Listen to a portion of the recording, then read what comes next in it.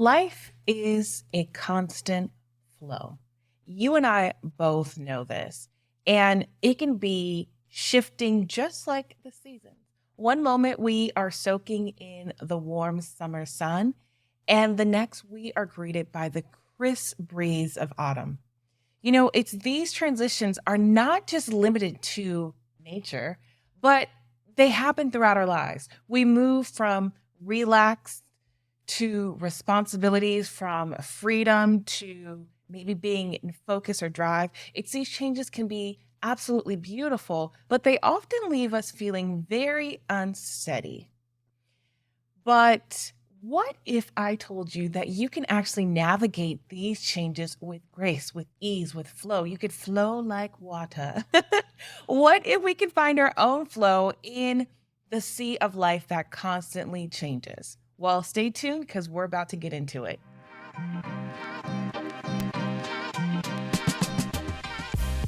Hey there, beautiful souls, and welcome back to another Mindful Monday. I am your host, the Mindful Mistress, Miss Arika Trimnell, and I am here to just offer some unique perspectives, insights to help us grow both mentally, physically, emotionally, and of course, spiritually, allowing us to just explore different aspects of ourselves and embrace the journey in every color that it has.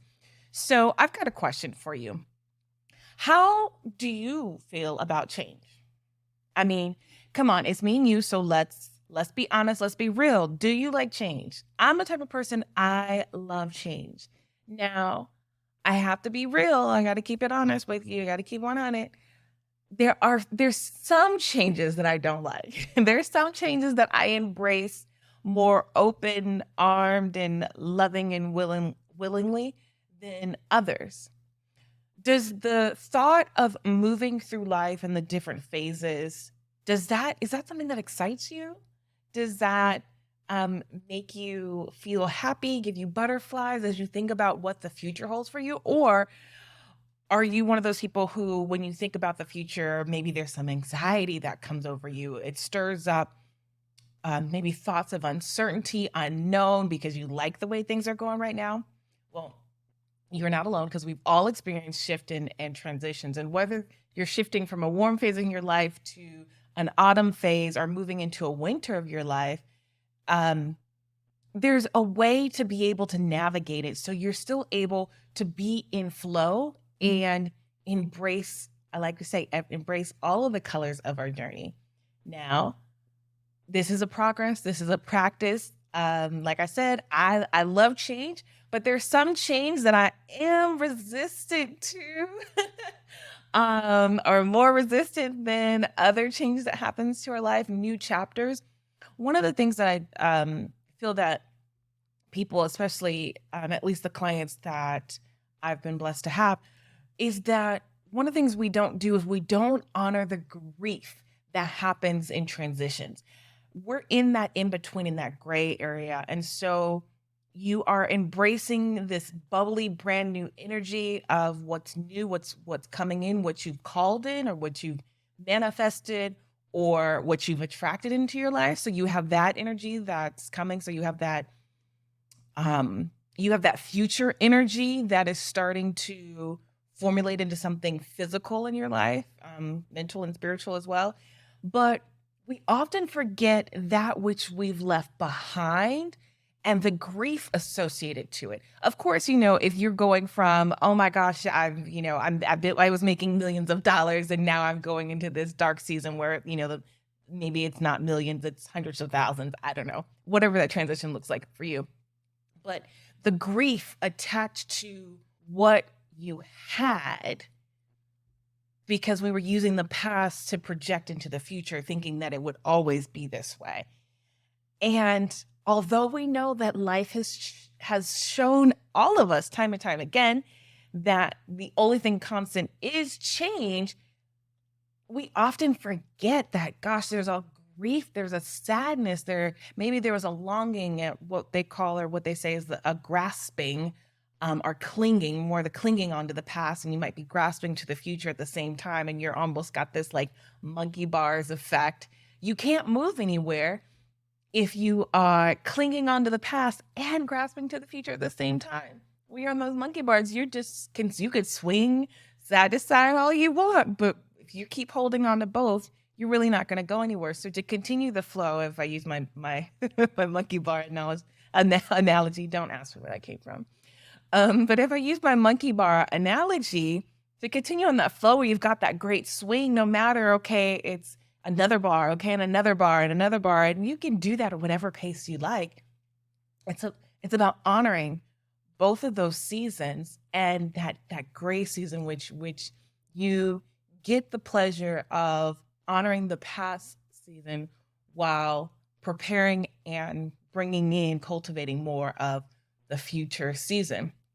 But again, like I said, this period can really be, it can be unsettling. It can be hard because a lot of us are conditioned and programmed to be like, it's got to be this way or this way or that way. And so the fact that we're in this season or we're in this period in our life where it's kind of neither or both at the same time can be really difficult for a lot of people to navigate. So that's the premise, and that's what I want to explore today is how we can navigate the changes in life as we're going from that monkey bar to the next monkey bar with ease, because a shift is going to happen.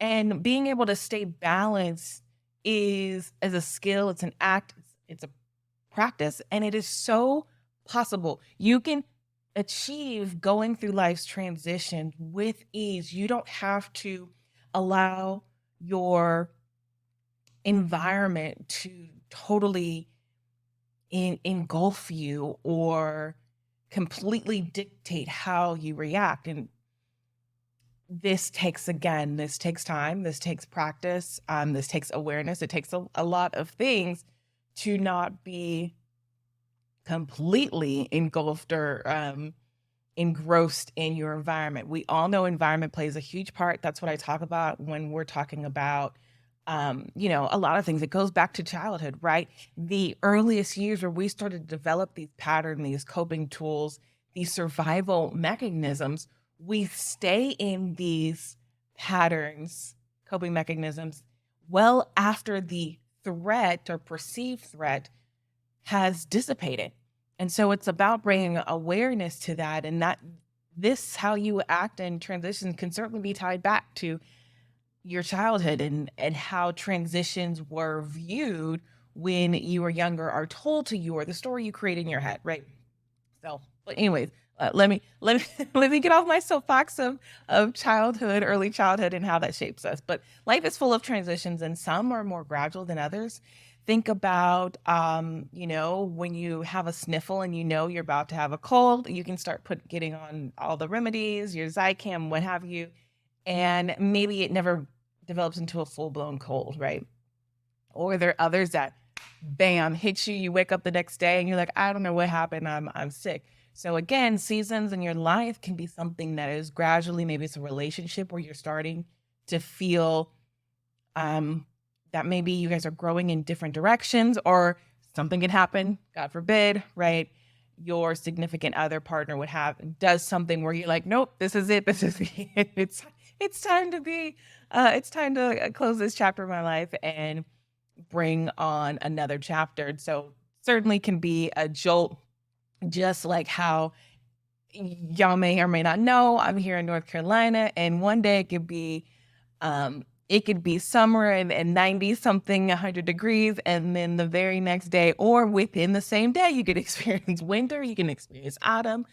I mean, this is a perfect place to learn and really be able to master the skill of flowing in life's transitions, because you got to be ready when winter hits, and then it's summer in the afternoon, and then it becomes autumn or spring at night. And I understand for a lot of people, it brings about emotions, it triggers certain emotions, but again, it's that awareness piece. So I want to share a quick story about a friend of mine, Sarah, who she spent the summer just basking, if you will. Just imagine someone basking in the sun and enjoying a flexible work schedule, flexible hours, connecting with her love for painting because she could work whenever she wanted.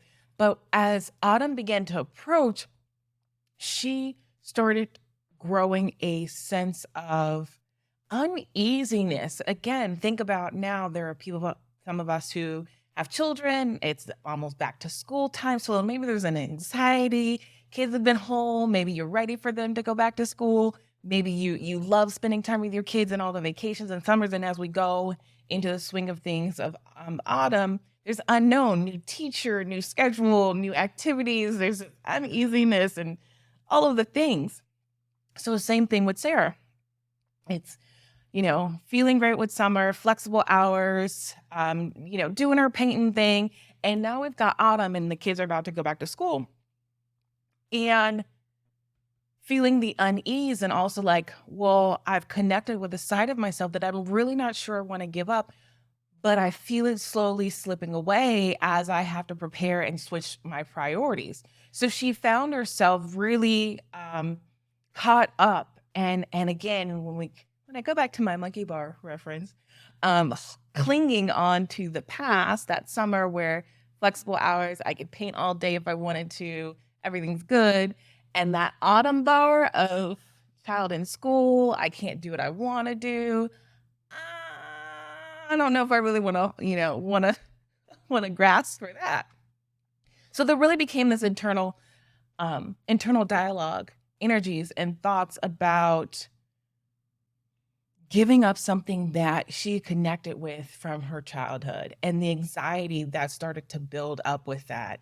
And from there, there is a psychological term, catastrophizing, and I'm probably slaughtered that, but essentially it is that it's when your mind starts racing and you're like one bad thing after another, and then this, and then I have to give up this, and then that means I can't do this, and that's going to lead to this, and then depression. You start going down that rabbit hole of all of the things that could happen based on this one action that may or may not have actually happened. I don't know about you, but does that sound familiar? I've definitely been in a place in my life where I have been catastrophizing, catastrophizing. I think maybe catastrophizing a situation in my life where I took it from this really small thing and made it now it's this huge elephant, and I'm crippled with maybe anxiety or depression because of it.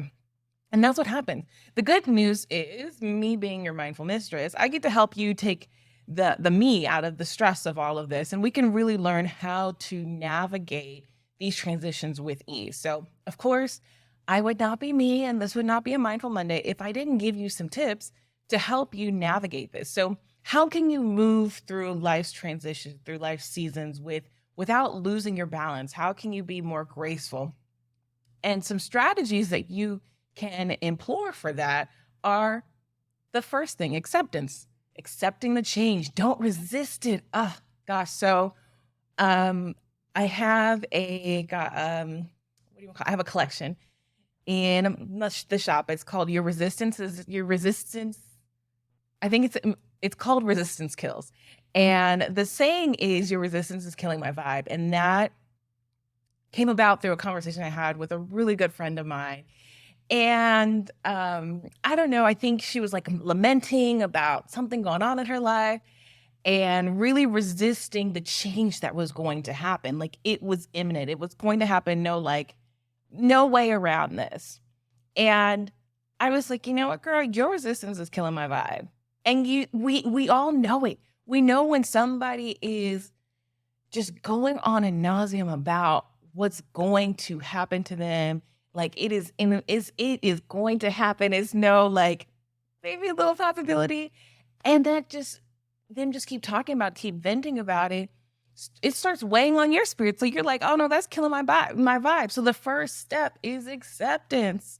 Not that this is a problem, but just accept that this is what it is. Oftentimes it's our resistance to change that it is what really creates the anxiety, the depression, the stress that we have about this transition. So by being able to acknowledge that this transition is happening, it's a natural part of life. It's understanding your own cycles.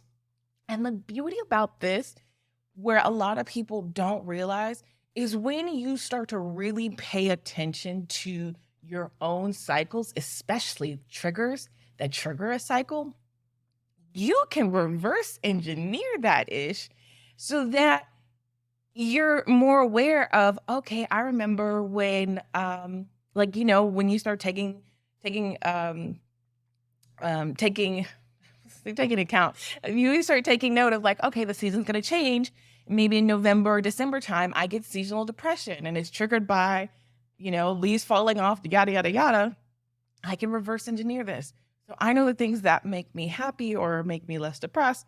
Let me start incorporating that stuff into my life now. So by the time November, December, or whenever you start getting seasonal depression, you find that you're able to balance and you don't go into that low place during. And this is just, a broad example of how you can use it to reverse engineer and set yourself up to be in a better position when you're really mindful of the changes that are going on in your life, what triggers transitions.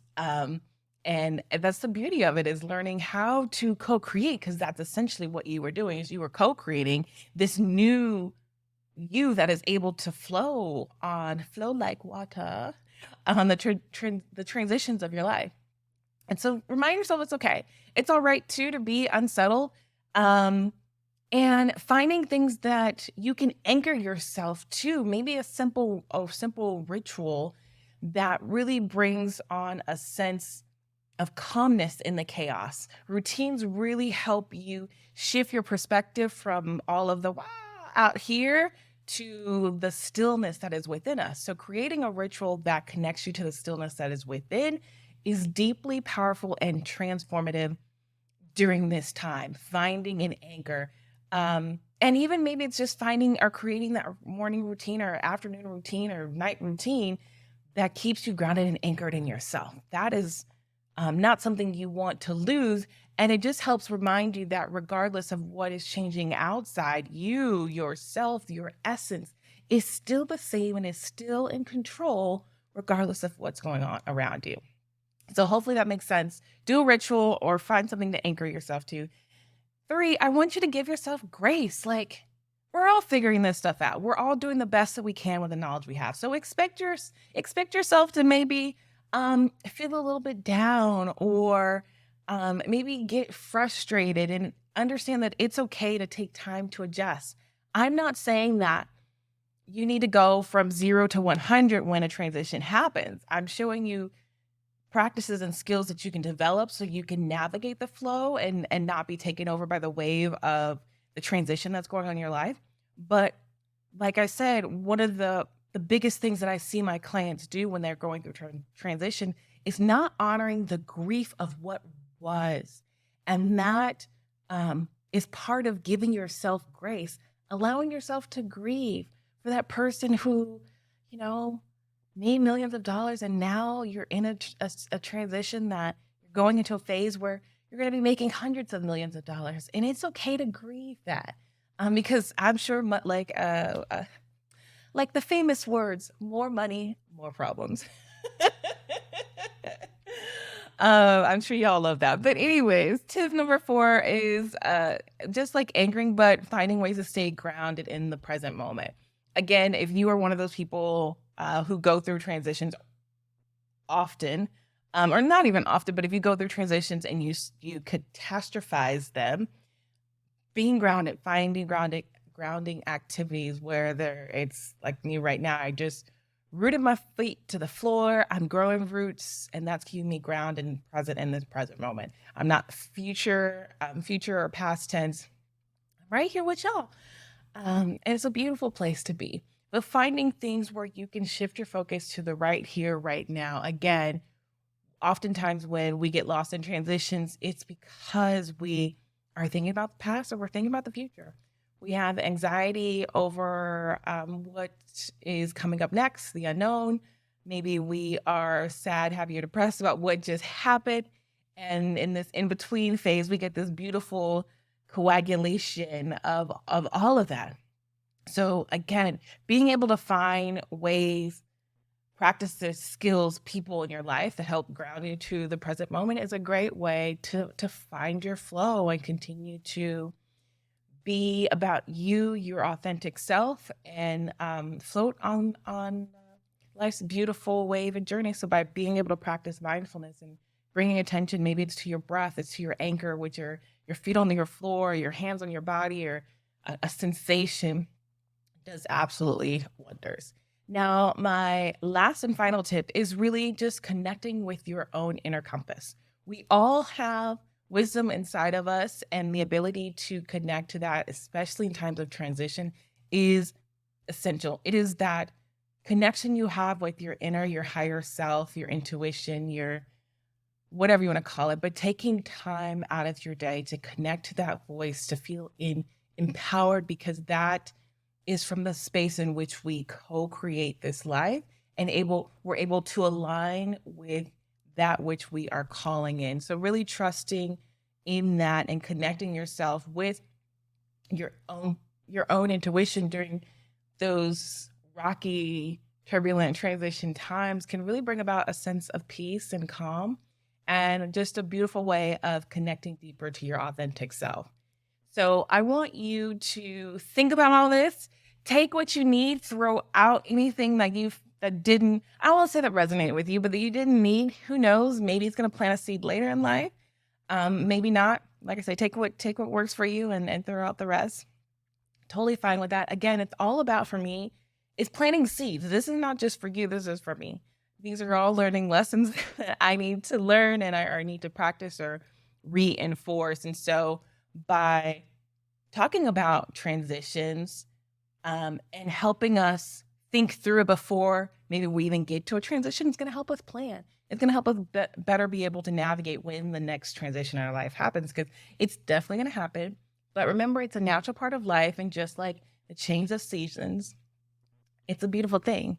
And by learning how to anchor to yourself, helps you just gracefully float through the transitions from one phase of your life to the next phase, and having your inner guide and your higher self as your compass makes it less stressful. You can do it with ease. So if you're like my girl Sarah, or have been there a time or two where you're having anxiety as we take the nice slow list of summer, and we start building up to autumn, and then of course the craziness that happens at the end of the year.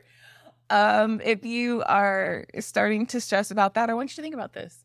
Think about the tips that I gave. Maybe one of them's helpful. If none of them's helpful and you found something else that is working for you to be able to navigate transitions, please share with me. Email me, put it below in the comments. Keep this conversation going as we work together to build up our selves, both mentally, physically, emotionally, spiritually, all the things. Thank you so much for joining me on another beautiful Mindful Monday. You guys have an amazing week, and I will see you next week. Bye.